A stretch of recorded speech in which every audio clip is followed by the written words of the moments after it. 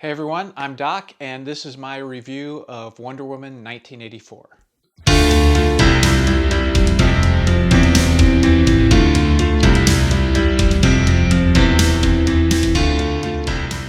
Okay, so last night I got to watch Wonder Woman 1984 for the first time, like many of you, on opening night.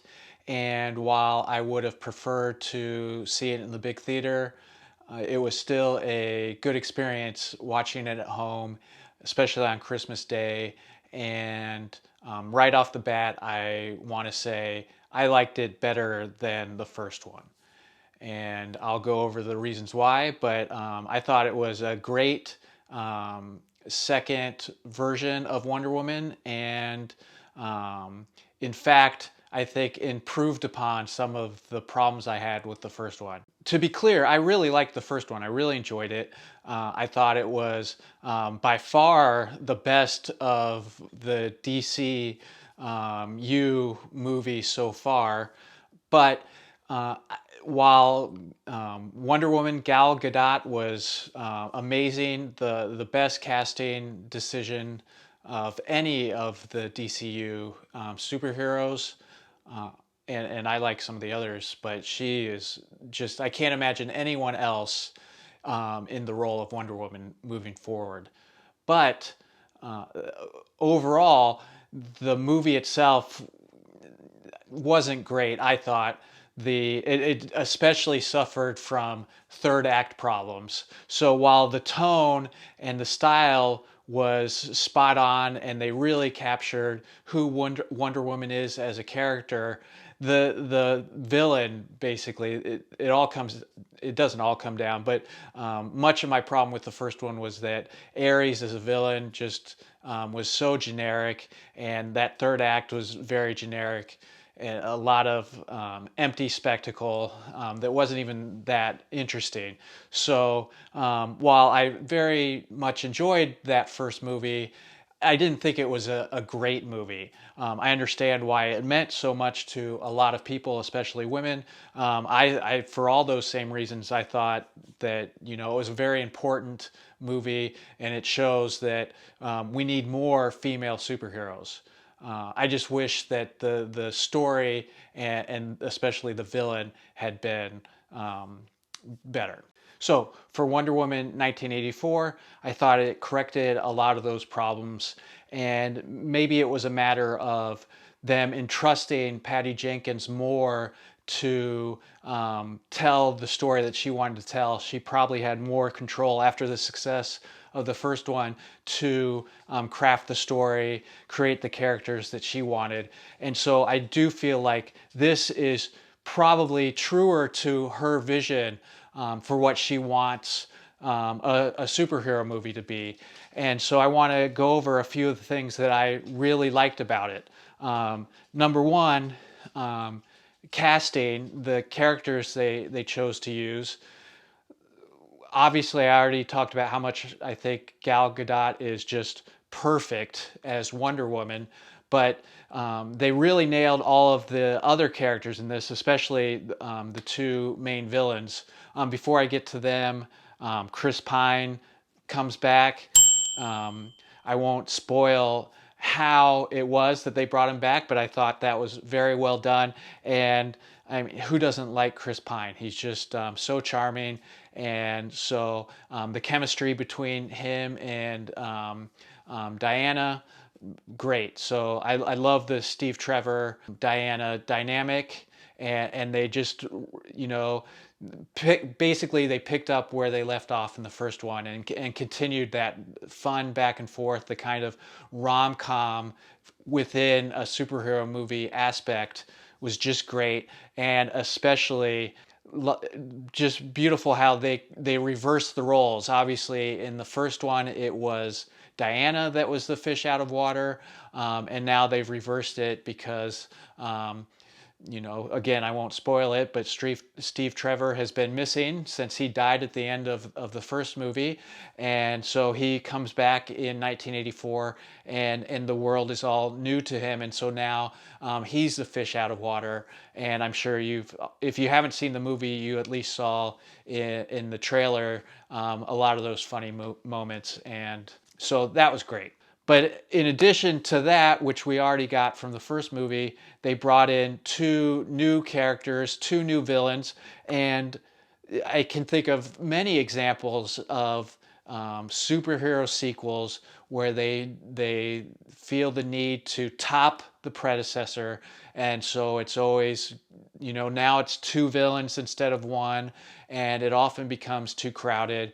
But in this case, not that it was perfect, and I'll go over some of the problems I found, but just the way they incorporated these two villain characters into the story was very seamless and very natural, and it all blended together, I thought, really well. And so, first of all, Kristen Wiig, so good as Cheetah, and you really get the pathos of the character, and you really understand what's driving her, and they didn't stray too far from who Cheetah was at least in the version that I know of Cheetah from the comic books. And Kristen Wiig is amazing. She's funny without being, slapstick funny, or she's not taking you out of the movie by trying to be funny. It's very organic to who the character is and how she fits into the world. Just amazing. So she's awesome. Cheetah's awesome for the most part.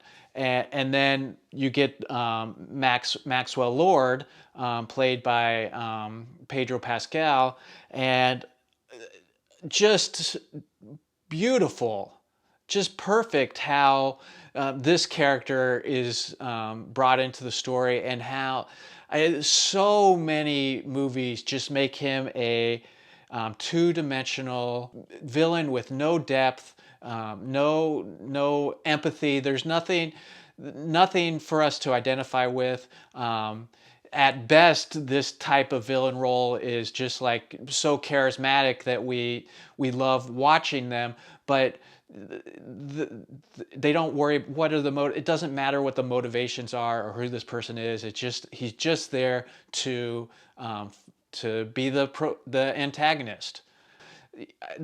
I'm really attributing this to Patty Jenkins. I don't know who the screenwriters were, but just the choice to ground this villain character, like we really understand who he is and how he's gotten to the place that he's gotten, and there's a lot of depth to that character, and it's just beautifully played as kind of a sleazy, down on his luck, but has big ideas, bigger ideas than he could ever actually fulfill without cheating, without lying, without going for this evil, possessed idol, and using that to endanger all life on the planet. We understand it's not just bombast. It's like there's a real humanity to it, and that's just all credit to Patty Jenkins and Pedro Pascal. They did a great job, and I thought he was a great villain, not in terms of how powerful he was, but just in terms of us seeing the humanity of that character, which I guess is, when I think about it, really one of the big themes of the movie is, how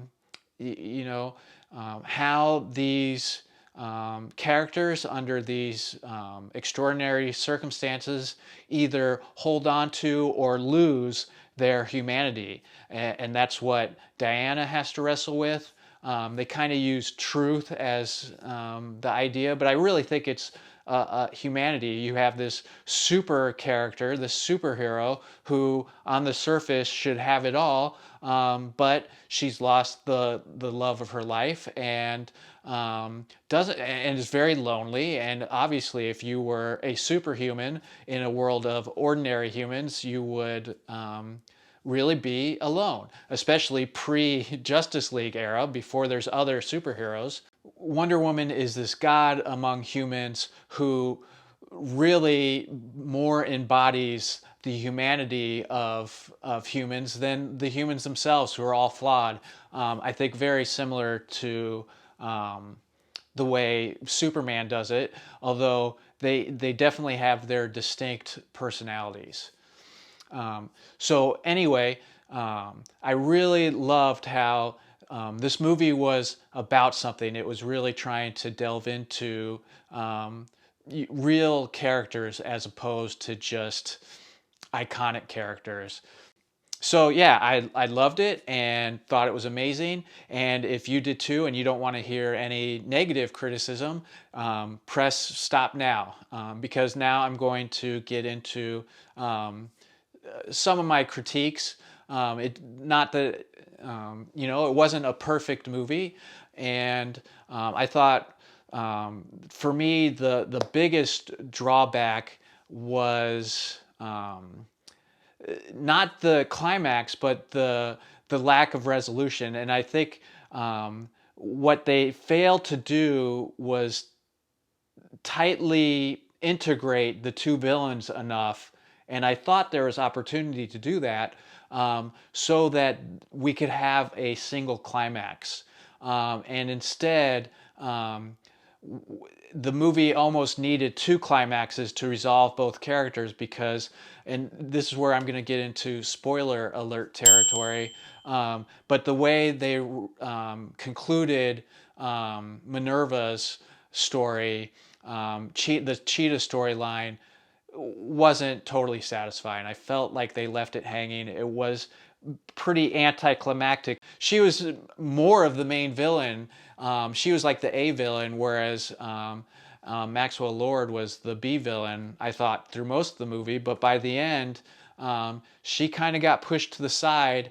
And while that could have driven her character, because that was definitely a theme for her throughout, was getting pushed to the side, they didn't really play that up.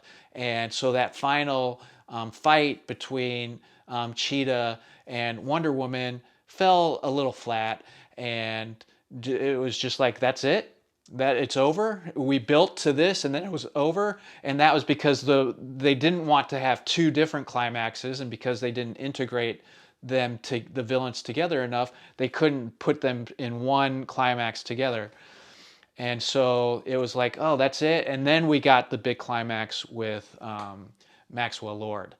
Yeah, I don't like to watch these movies and say this is what they should have done, because you have to make choices, and this is the movie they gave us. But I would say that